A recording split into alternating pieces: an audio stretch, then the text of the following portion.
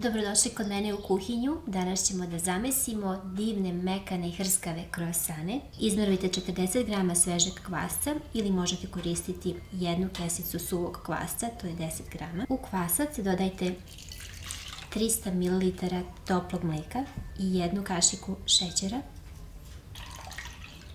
200 ml mlake vode, 100 ml ulja.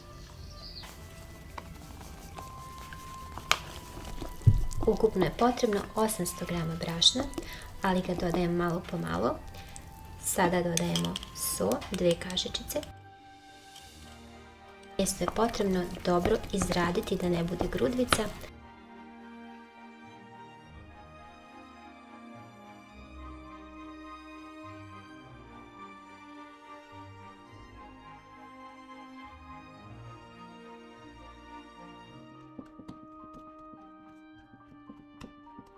Kada ste testo dobro izradili, samo ga pospite površinski brašnom i blago premjesite, to jest oblikujte.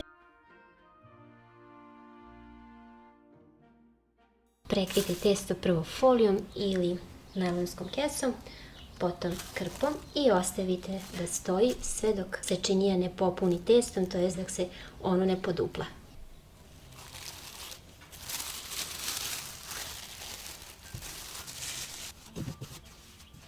Posle 30 minuta testo je nadošlo, pospite ga sa malo brašna pa premjesite.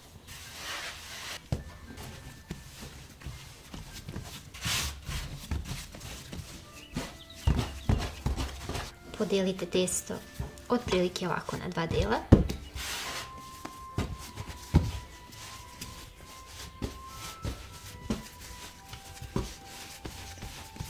Malo rukama izdužite, podijelite na 5 jednakih delova.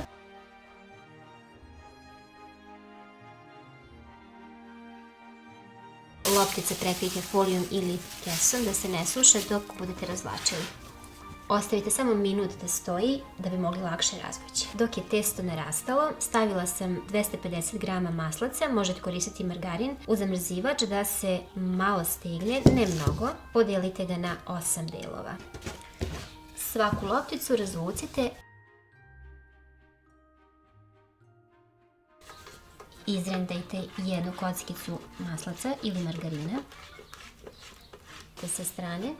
Ako je potrebno, pospite brašno da se ne lepi i preklapamo preko maslaca.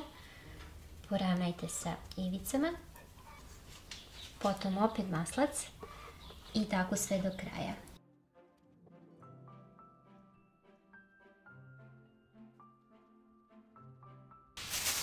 Na posljednju petu ne mažemo ništa, prekrijte samo folijom i tako isto uradite sa ostalih 5 loptica.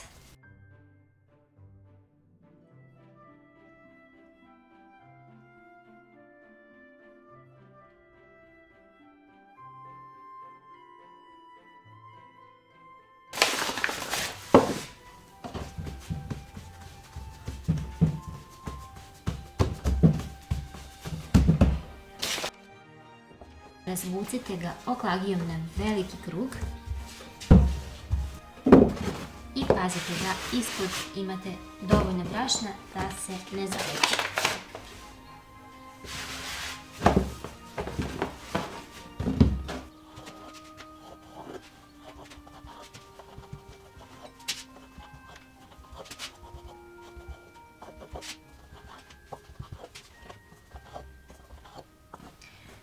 Isecite na 16 delova, ali možete čak i manje, na primjer ovako, da svaki taj još prepolovite i da dobijete vrlo mali kroasan. Izmerujit ću 300 g sitnog sira, ovdje imam malo kajmaka, ako nije slan, posolite ga.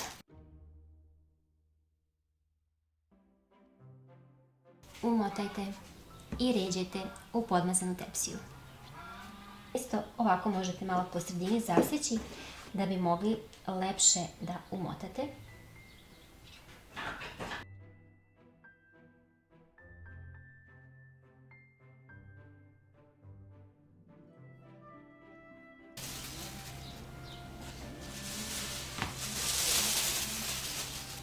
Kiflice prekrijte i ostavite da nadođu.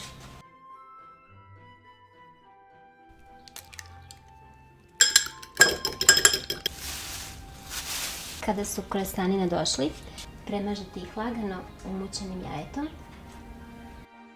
Odozgo pospite susom, pecite ih u zagrejanoj redni na 200 stepeni dok fino ne porumene.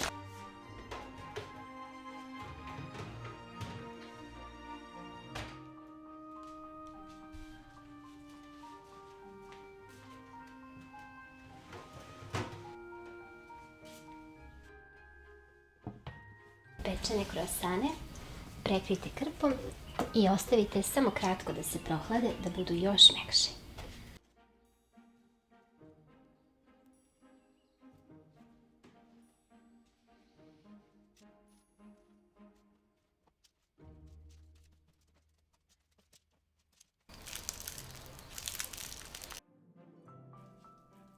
I slatki krosani su gotovi. Još su jako vrući.